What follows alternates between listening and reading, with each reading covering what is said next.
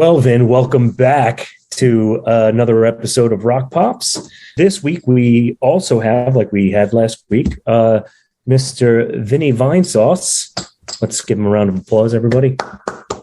I gave myself a round of applause via the internet. As always, there's Mr. Bill Gagliardi here. Hello, hi, how are you, Joe? Weren't you and Vinny just not together 2 hours ago? We were. That's a safe bet any week. But yes, we were together about 2 hours ago. It was a super secret Redvox recording session that we can't talk about. It's going quite well, and I did some vocals today. And Joe, can I get another take of that one word? That's my usual, but it was fun. It was good, productive. We got a lot done. Now, Vin, I wasn't there, but did you make any food analogies during the session? I wouldn't, because then Joe would kick me out of the studio probably. No food analogies and no blues. Sorry, that's it. No blues? No blues. I'm done. There's we don't really need any more blues, do we? Do we need more people playing the blues? I did a whole blues harmonica solo on Rub Your Eyes. That's different. That's different. It's not like we're doing a blues song. Oh, okay. Yeah. I don't want to do that. It's a little bit more. At this point, you're not saying anything, right? Blues, most people are not saying anything. All they're doing is just showing off their chops on whatever instrument they play. That's cool, but I don't need that. Hey, man, in the biz, we call it cutting heads, babe. We're just over there. We're cutting heads. We're just riffing. And that's the power of the blues. That's the power of the blues, man. A bunch of people can just find each other randomly and just blues it out. And that's what we try to avoid, I think. What are we doing this week, Bill? What are we doing this week? We're forcing the blues amongst people.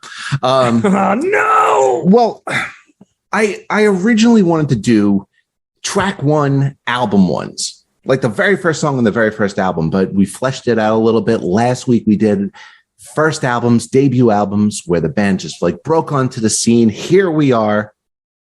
Entertain us. We are going to talk about track ones, great track ones.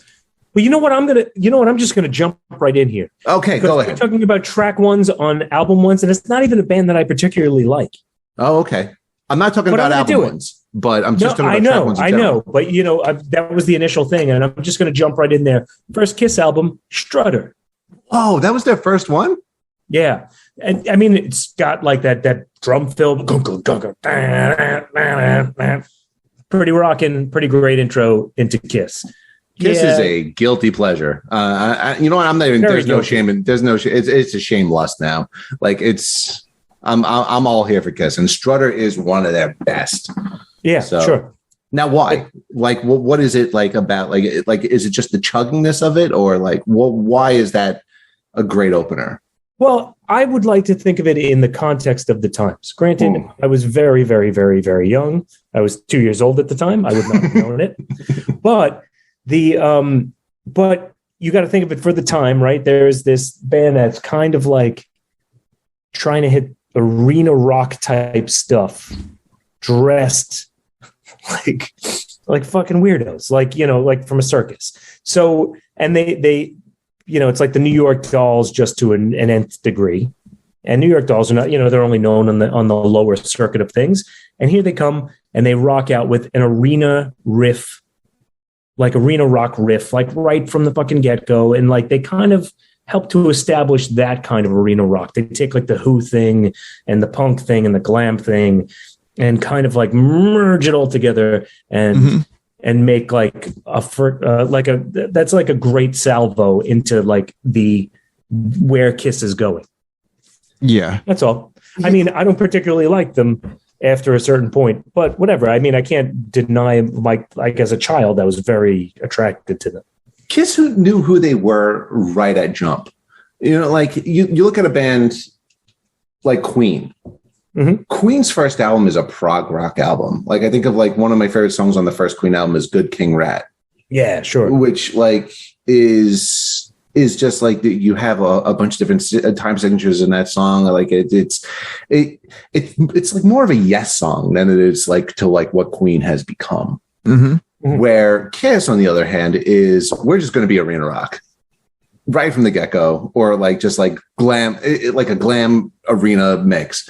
They just wanted to be the biggest band in the world. Yeah. That's it. Yeah, with with no shame about it. No, we're just here to make fucking bucks. And there's a part of me that really like, and respects that, especially at that point in time. Good one. Now I'm going to go listen to some Kiss. Well, before you do that, okay, I have. I tried to think what would I bring up first, but I think I'm going to bring up my favorite track one. There's a playlist I have of all my favorite music, and I start the playlist with this because it's just my favorite track one of any album. It's Airbag. It's Radiohead. OK Computer. Great start to an album, and it's endlessly re-listenable, and it sets the tone for the album, and it even works great as a loop from The Tourist, and then just set the disc over, and then you get Airbag again. I mean, that's the design of the album is cyclical anyway, but I really like Airbag. I gotta say, I mean, just wonderful. In general, Radiohead with number ones and the last songs of their albums are like always interesting always and great. Just think about it. 2 + 2 = 5. 15-step. Fucking everything in its right everything place. in its right place. Like Planet Telex. Yeah, everything in its right place was the first song in the movie Vanilla Sky, which is an amazing soundtrack album. Yeah. You know, which another number one from that. Janine made, like, when we were doing research for this episode, Janine was looking through like great number ones and Spiritualize Ladies and Gentlemen, We're Floating in Space. Yeah. She's like, it's great. You listen to that song and then you just turn off the rest of the album. But it's like there's a track one too. Like Vanilla Sky is great for track one songs. But then they also have I Might Be Wrong in Vanilla Sky as well. Oh yeah, that is like great soundtrack. But, yeah, that introduced me to some cool music. Yeah, but Radiohead, just hands down, like I would say probably their weakest track one. It creeps to track one off of Pablo Honey, right? Is it? I don't know, but if that's the weakest and it's still on Spotify, the number one song by like an order of magnitude, that's crazy. But let me find out. Yeah, we got to do some fact checking on that. Like, it's You, which is a great song, by the way. Yeah. Right, Creep is the track 2, I think. Yeah, because it's like, you creep. Yeah. How do you? What up, Joe? Oh no, go for it. So I was going to say, Creep, yes, is probably like, but it's also a really great song. Again, think of it in the context of its time. Mm-hmm. When that song came out, it was pretty like, oh, here's this like emotional thing that's not just Mom and Dad, you hate me, even though it is kind of like, oh, everyone thinks I'm a creep, but it's still, but like it like cribs that like Holly song, The Air That I Breathe, that melody line in that song. Mm-hmm. But it cribs like a really good emotional tug and is a great salvo to kind of where their arc is in like pop rock. It delves into that like that real like deep tug of the emotional pull of a song, more so than a lot of their other artists of the generation. And I think Pablo Honey has some great songs on it. I think it's not an amazing album, but it's a good album. And You is an excellent song. Yeah. I really dig the B-sides from Pablo Honey more so than the album. Yeah. Like Maquiadora and stuff like that. No, that's Ben's. Isn't it? But it's in between. In between? Yeah. Oh. I think so. But Airbag's a perfect pick just because it's like, I mean, it's paving the way for arguably their best album. For sure. Or at least their most pivotal album. Like, I mean, like not even pivotal for them, but like just for like music in general. As far as, or just like music recording or like however you want to put it, like the first song on one of the greatest, like arguably the greatest album of the 90s, definitely of 97. I mean, but there's other great track ones from the 90s. We mentioned last time, Pearl Jam obviously has a great all the way through, but the 90s were a time of great track ones as far as I'm concerned. I won't say the other one. I was waiting for you to say it. I didn't want to say it. I want to bring it up. But yeah. Are we talking about it or are we just mentioning it? how much is there to say about it? It's just so ubiquitous. It's yeah. Yeah. What do you got, Bill? What do I got? Okay, I got one not from the 90s. You see, like, album openers are risky because I feel like a lot of bands want to put their single as track one. Perfect pitfall of this is the band Semisonic. Semisonic's Closing Time is a good song. It's fine. It drew me enough to buy the album. Now, John DeSalvo, he was a guest on one of our earlier episodes. Him and I share a love for the 1997 album Feeling Strangely Fine by Semisonic. Closing Time's the worst song on the album. The track 2 should have been the track 1. They wanted to push Closing Time, which should be like a last track, if anything. Yeah. That's the track 1 on the album. So I have a band who avoided that pitfall, who had an excellent track 1, could have started the album, but they didn't, and they started with this. This is The Killers, Hot Fusses, Jenny Was a Friend of Mine. This song is such a great introduction to what the band is. This is a track 1, album 1. It's just such a balance of what everybody has to offer. Mostly the bass, like the bass, like really does take the lead, and like it cuts through the mix. But like it has this like dum dum bum bum bum bum bum bum bum bum dum dum dum, which I know is really annoying to hear me just mouth it out. No, but, keep going. Like to hear the bass do lead stuff, but like not in like a Les Claypool way or a Flea way, where like you just have like a riff that you could hum, is so fun.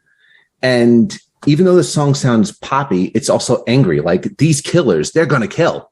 Like, it's just like this like angry explosion onto like nobody knew who these were. We knew somebody told me, and somebody told me it was a fun song. And you think that you're gonna go into the album hearing that, and then you hear this song Jenny Was a Friend of Mine, and like, you're like, oh my God, what's going to happen to this person that they're singing about? Like, somebody's in danger.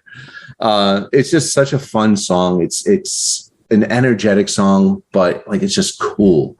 And it is a really good introduction to what the Killers were and what they're going to be. And the roller coaster that they've been on. They've had some hits and some shits. But they're on an upswing. Hits and shits podcast. Yeah. They're on an upswing lately. They're on an upswing lately. There's some good stuff. Like actually, COVID. They've had a couple of like they locked themselves in a studio and like turned a couple of good things out. But I mean, nothing's hit the high of Hot Fuss as it was. I wanted to talk about them in the last episode, but I thought that the track 1 was more important than the album in itself. Interesting. Okay. And that's a good album too. I will say there's some really cool. Mr. Brightside is the next song after that, so that's a pretty big one. Smile Like You Mean It. Like, I mean, just like all the songs that followed it, but it is a good introduction to those songs, and like it sums it all up. Like, you know, they're always good preludes or they're good overtures. Yeah. Another Light has a good intro song. Yeah, it's an explosion from the band The Red Voxes. I'm going to mention Another Light in a little bit because I have something that's going to be very similar to it. Okay. But I mean, we're going to get to that in a second. Right on, man. Who's, I guess, Joe, you're next in the round table. I think this one is going to be a little bit on the nose for me. But Race for the Prize from the Flaming Lips. Oh, Soft Mountain, right? Yeah. Yeah. It's just like, I mean, can you get like a better opener for that band? No. Absolutely. Or one of their shows for that matter. Or one of their shows. Yeah. Or my wedding, which was pretty awesome. Wedding. Yeah. When me and Jenny got married, we had our nieces and nephews as our bridal party. And we had a super fun wedding. And we gave them like confetti sticks and like stuff like that like just so when they announced us into the wedding hall, the DJs played Race for the Prize, and the kids just like shot confetti into the air, and it was just this big, it was a big celebratory thing. It was awesome. Well, that's the thing. It's such a song of like, here comes joy. And anybody who's listening to this who doesn't really follow like all like the deep cut stuff, at the start of COVID, Joe and Jenny did something really amazing, and they got everybody in the music scene together, and everybody did like a little short video and recorded Race for the Prize. And like Vin's on it, I'm on it, like the members of the Seconds are on it, members of Less Vinyl are on it, like everybody that we've ever come in contact with all got together and put this together, and it was magical. Excellent track one. Yeah, there's nothing that can't be said about that song. Yeah. What was it? Over a decade ago, Joe and I did a Flame Lips tribute show. What was the first song? Was that long ago? Yeah, it was 2012. Fuck. Yeah, we did that, and that first song had so Chris Vert he took all the shredded paper from CSI College and he used that instead of confetti, and we had balloons and stuff, and it was just like the whole back of this club that was called the Muddy Cup was just filled with all this paper and people just throwing shit around, and it was great. And both me and Bill's pedals all got fucked up from that concert. It's they're still broken. On the pedals episode, I mentioned one of my brother's pedals that I hate that broke that day, and I'm really glad and grateful for it. I got to upload that on, like, even though the quality is poor, it was just such a fun and joyous moment to play those songs, especially Race for the Prize, to start off with that. I got to upload that onto YouTube, just like, share with everybody, because that was such a fun show. Yeah, man. Good times. Yeah. Good choice, Joe. Next? Thanks. Well, it's tough because, there's so many good choices that I've thought about, and I guess the one that I wanted someone to mention, but not me. I'm glad we just glossed over Teen Spirit because it's like, important in rock history, but I'm just sick of the song. However, I have a couple really interesting rapid fire ones. I'll save those to the end. Though I will say right now I'm struggling between the Beach Boys' Wouldn't It Be Nice from Pet Sounds, or Message in a Bottle from the Police, which is on their second album. It's on Regatta, right? Regatta de Blanc, yeah. Yeah. And I'm going to talk about both very quickly, and I'm going to say that Message in a Bottle was amazing because to me, that's just the perfect song. I think it's a perfect song.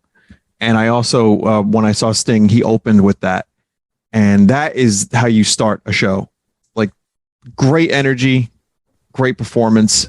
I love the theme of the song. I love the way but especially on the album, man, I love Stuart Copeland's drumming and Andy Summers' guitar riff.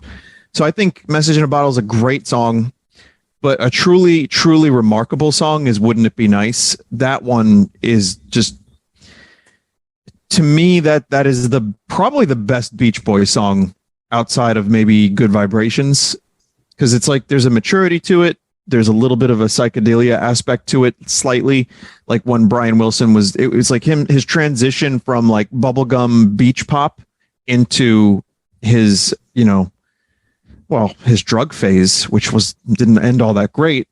But to me, it's the perfect balance. And it's a song about like innocence and about like wanting to have a nice future, like with, your childhood girlfriend. And yet it kind of nosedives into a very sad album. And it breaks my heart every time I listen to it, but I love it so much. But Wouldn't It Be Nice is that hope right at the beginning of it all. And the production values on that song are amazing. And it's just so great. It's also still got a little bit of sadness in it too. There's like the melancholy of how, wouldn't it be great if we could do these things? If we could, but we can't. Yeah. Yeah.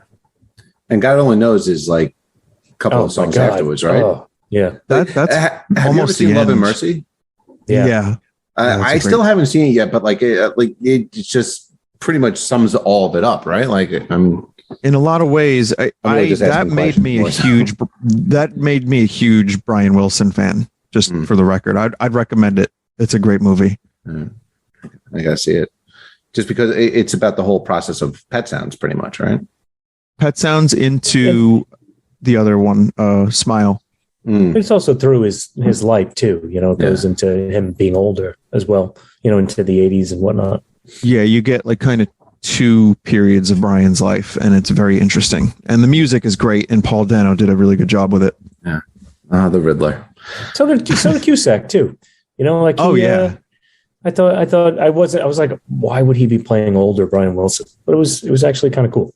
Speaking after a while. Speaking of Cusack, this episode is a high fidelity episode, by the way, with track one, side ones. Right. Sorry. Where their place is and like what impact. And they sound buzzwords right now. They sound so like contemporary, like in a weird way. Like that album is 1983. I'm not going to pretend that I have the knowledge that I didn't. Truthfully, I thought that they were a band from like the late 90s or mid 2000s because sure. that's how contemporary Blister in the Sun sounds. Right. Somehow I just missed them years ago. They're great. Music went that way, you know, like went kind of back towards like an indie kind of quirky kind of thing. But like Blister in the Sun is the opening song on that album. That's a pretty great intro. That's a good pick too. That's a good pick. To kiss off, yeah. So I guess I just gave mine. There you go. But we're rapid firing. We're doing, we don't want to dilly dally. Plus, also, like I just want to build this one up because this one was a pivotal moment in just like my musical growth. Because I started it ironically, and it just evolved into one of the staples in just like my musical evolution, I guess.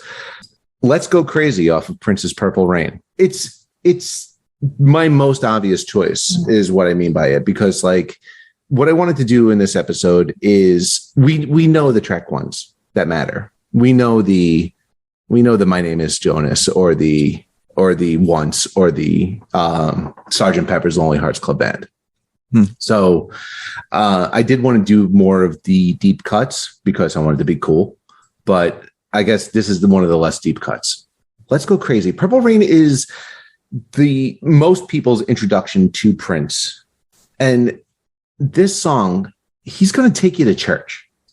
He like the intro has a glissando that makes it feel like the doors are opening to a party. Like, and if you've seen the movie, Joe, I know you just watched the movie recently, where it just like opens on that music venue. Like he's saying a sermon. You have this like big like rush of a harp, a keyboard, or like it's just a sweep. So it's like a sunrise into just this awesome rock song. It gets like really dancey. It gets really in your face. And this is the song where people were like, oh shit, the dude could shred. Because like, yeah, he has his guitar solo in the middle of it, but then at the end where he has that like, again, I'm like, mouthing out, guitar solos. That's what we do. It's one of the more forgotten songs off of Purple Rain, because you got When Doves Cry on there and you got Purple Rain, but I would say it's the best song on the album too.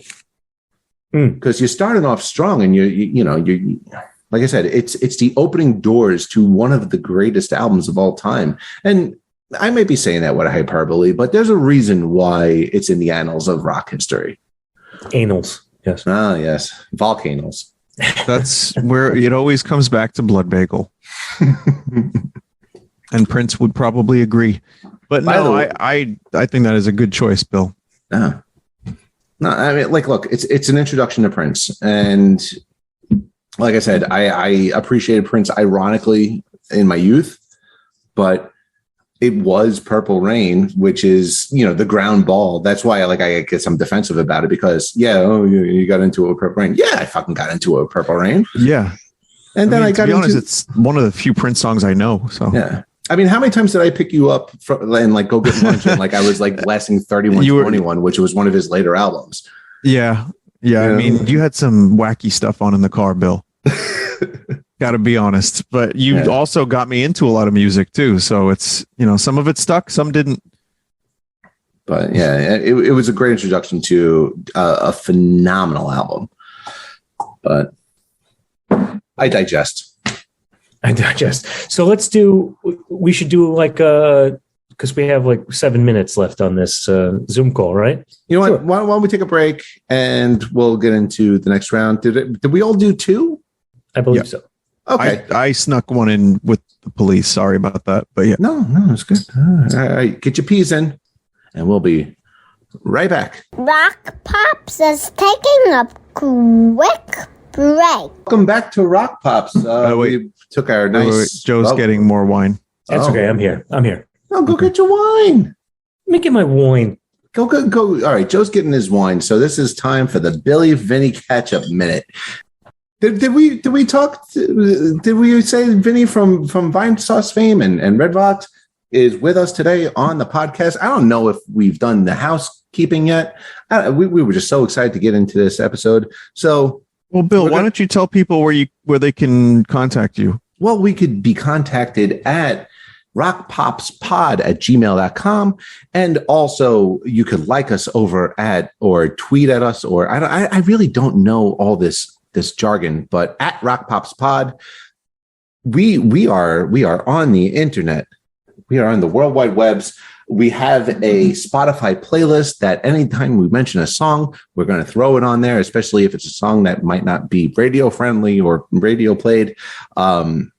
So anything that we're going to mention here, or at least for the majority of it, is going to go onto that playlist. So you just look up Rock Pops Podcast on Spotify, and all the songs are going to be there. There's going to be songs from way back from our first episode. So when we wanted to front load everything on the Beatles, then when we were talking about the Seconds, and then anything that any of our friends were involved with music. So like anything that John DeSalvo was in, or anything that Dave Rodberg was in, anything that Jenny Pecora was in, all of the music that has been mentioned on this podcast is on that playlist. And I really hope that you do enjoy it.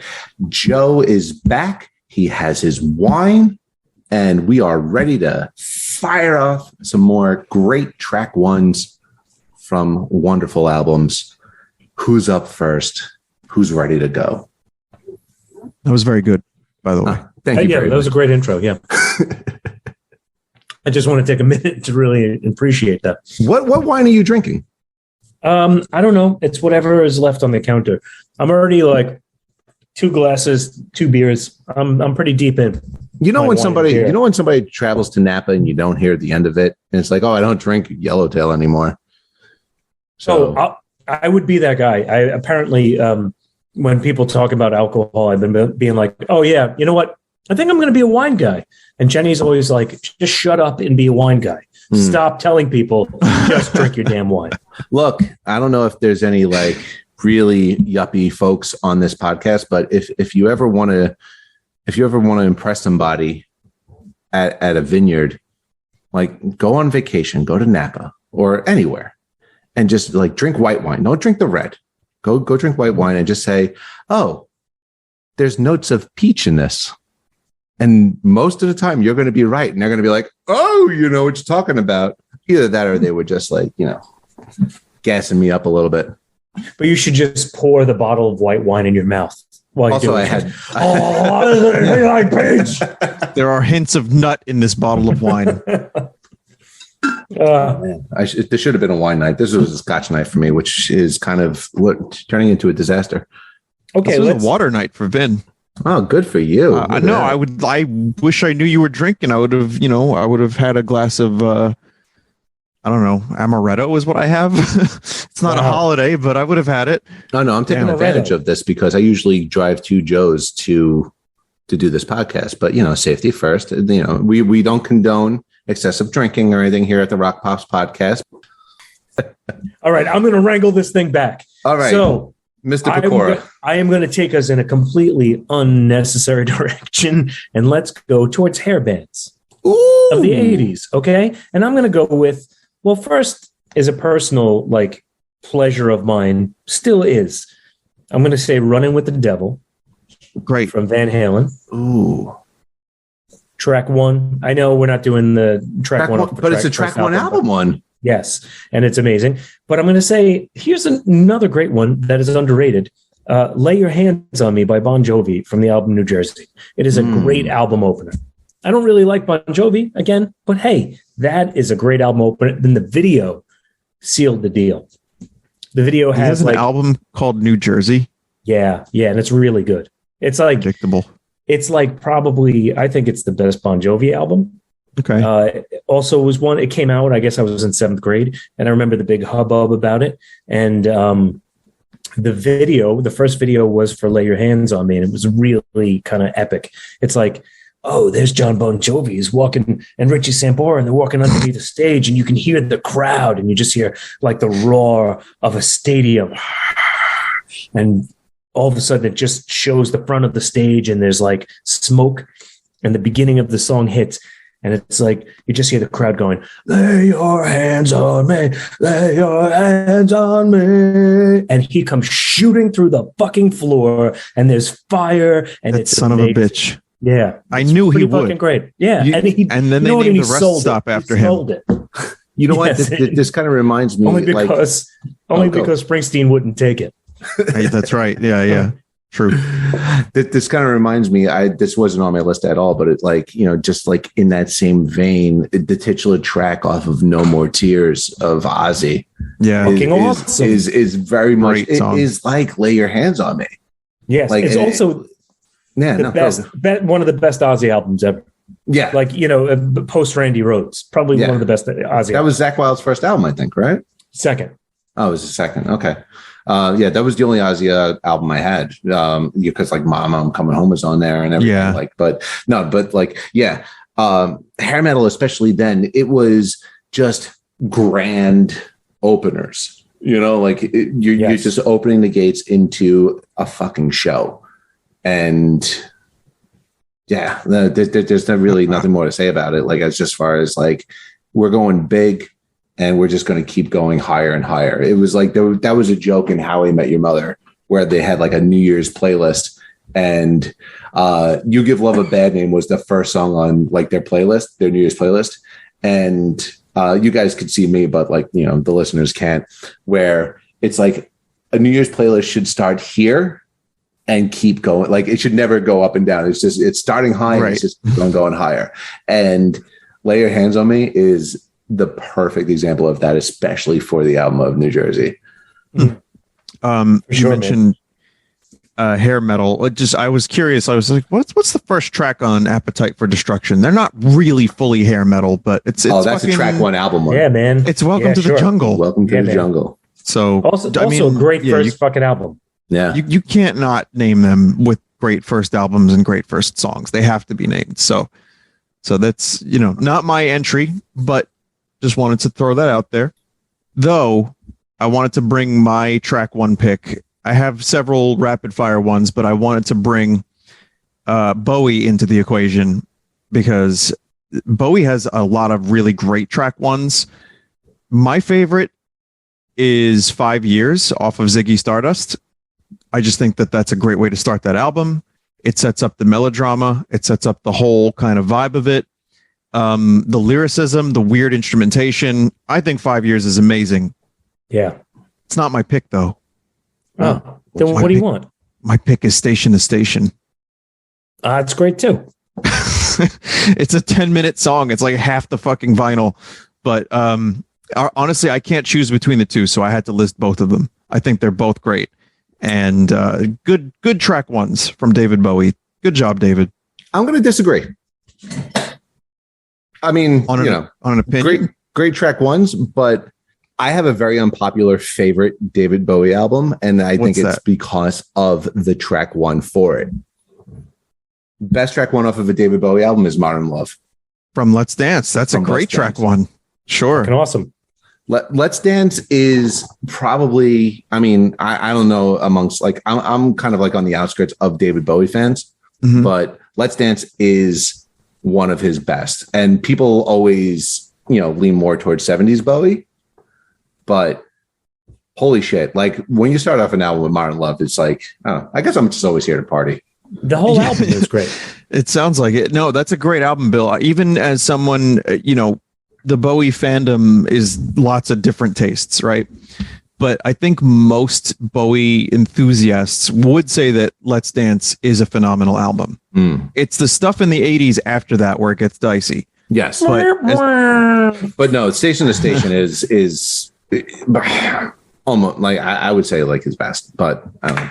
I think that's his best album. I think that's my favorite track one. I also like that it's 10 minutes. Truthfully, I was going to say Floyd Echoes, but Echoes is not the track one. Yeah. So But yeah, so I just wanted to throw a couple Bowie tracks into the mix because he's a good track one lad. And also, what's a Vinny appearance without any Bowie? It has to. Exactly. Exactly. Yeah. No, I mean, I think that, like, you know, none of us would be doing what we're doing if there wasn't a little David Bowie in our lives. I agree, actually.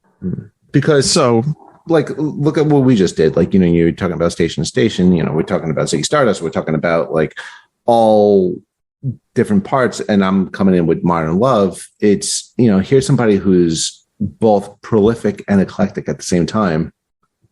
And you're getting people from all different genres tapping from the same well. Yeah. So, and you can also argue that another great track one would be Hunky Dory Has Changes. That's a track one.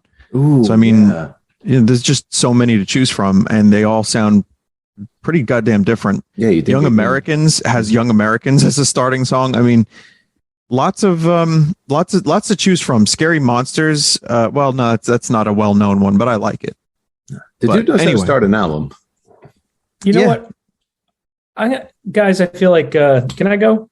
I mean, Bowie's cool. You know, all these bands are really cool. But I'm going to say that for my next one, a song called Never Again by Nickelback. It's off of Silver Side Up. And it kind of like... Time for me to go now. Really, How long did it take for you to Google that? Did you say silverback? Like a silverback gorilla? Yeah, oh my God, silverback is even better. So I used to work at Best Buy, and was Dark Horse was one of the albums from Nickelback. Yeah, wow, I'm looking at that right now. Yes, and the track one off of that is not terrible. Yeah, you know what it's heard called, it here, Bill? folks. What is it called? It's called Something in Your Mouth. Oh, okay. But like, so I was working merchandising over at Best Buy, at the Best Buys. This was long ago. You know, I'm not saying anything incriminating or anything, but yeah, the warehouse was, well, the incriminating thing is they were playing Nickelback, but the song was like, all right, I could party to this. And such is life. It was 2 a.m. Listen, man, you know, people don't make fun of Nickelback because they're absolute garbage. It's because they're competent enough to get radio play. And they're absolute garbage. Chad Kroger's got some names that he's ready to unleash. He is. And photographs. He's got photographs. What is your pick, Bill? You have a pick for us? I'm going to do a couple of honorable mentions first because I do have one that I want to explain, but like some ones that like I just revisited were I want to just gel them into a category of just 70s hard rock. Ballroom Blitz from Sweet. That whole album, I forget the name of it, but Ballroom Blitz is an amazing song. Burn from Deep Purple's Burn, great way to start an album. Bat Out of Hell, Meatloaf, like these are all A Funeral for a Friend, Elton John. That was my honorable mention too. Yeah. I want to tackle a lot of the 6+ minute like grand opus songs in a whole different episode. But what I want to get to, and also, and this is my kind of segue, from the Mountain album, Climb, Mississippi Queen. Classic. Mississippi Queen, I have 2 songs that I want to talk about that have that type of tone, because it's kind of the like punch in your face. This is the band, and like we're going to start hard. And like I mentioned before about that whole How I Met Your Mother playlist, as far as starting high and just going higher. Like that's what Mississippi Queen did, but that's not the song I'm talking about. What I'm talking about is Wolf Mother, self-titled album, the song Dimension. It sounds like an explosion right out of the gate.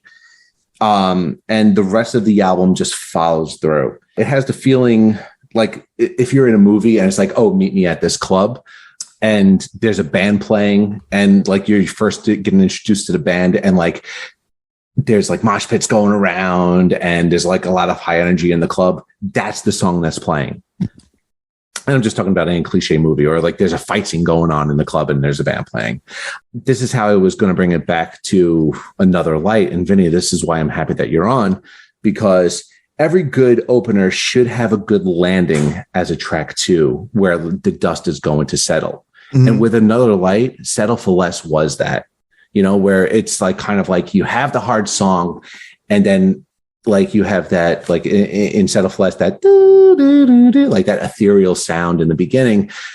The Wolf Mother album has that, where you have the explosion and then the song White Unicorn kind of settles it in, but it just a little break for an explosive remainder of 7 or 8 songs afterwards. Cool. Dimension's a really, really fun song, and there's a parallel to this, a little less. I'm not a screamo fan. I'm not like early 2000s emo fan, but there's a song very similar to it from the album Decadence by the band Head Automatica called At the Speed of a Yellow Bullet. That's almost exactly the same. And it's just like aggressive. It's explosive, like right in your face. And it's like the start of an album. And like it just, albums should either start off slow and like build up and up. And Funeral for a Friend. Funeral for a Friend, Shine on You Crazy Diamond. That was one of my honorable mentions. Yeah. Yep. Or they should just pop right open. Right. And like songs like that, all these songs that I just talked about, like Ballroom Blitz, Mississippi Queen, like these are all your explosive starts. It's kind of just like a race. Like, the winner of a good race is going to have an excellent start. All 6 of those that I just mentioned are that song. Cool. That's awesome. And they will all be on the playlist. Joe, do you have any honorable mentions or anything you would like to discuss? Let me think. No. All right. Well, let me throw a couple quick ones at you then. I got Burning Down the House, which is Speaking in Tongues, Talking Heads. It's a great track one. I've got In the Flesh from Floyd. Oh, because yeah. That's just a really cool way to start the wall. I got Taxman from Beatle, Revolver. I was thinking about Taxman today.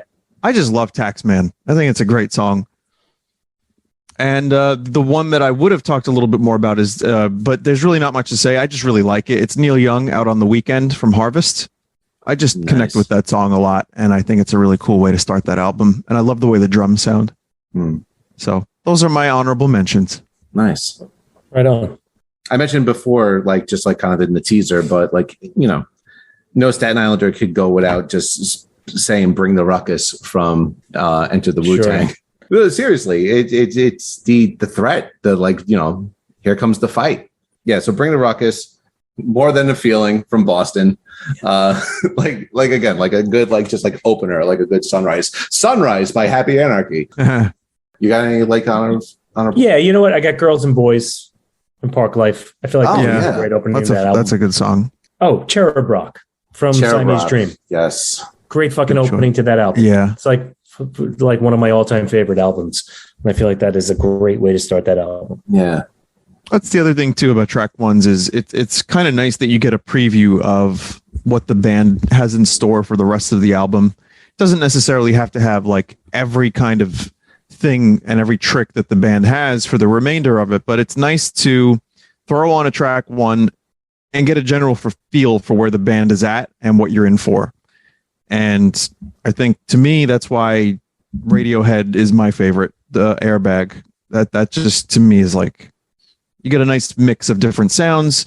You hear that they're doing some wacky drum shit, and it's great. I love it. Oh, I got one more. Like now I'm just spitfiring. Frank Sinatra, Cake. Oh yeah. I'm a sucker for a mid-range boost, like, talking through a telephone or anything, like when you start a song and then like it goes into, we did that on Monstro where like our first song was very lo-fi and then like it opens up into like a very clear, it's kind of a like a cliche, like studio trick in, track ones, but it works. Cake did it great. And then Cake's another. Oh man, I just want to talk about Cake because like they did it again in Comfort Eagle, where I think the titular track Comfort Eagle was another explosive song off of that. Anyway, no, I'm gonna like gush over Kate a little bit. Jackson Cannery, Ben Folds 5, awesome song.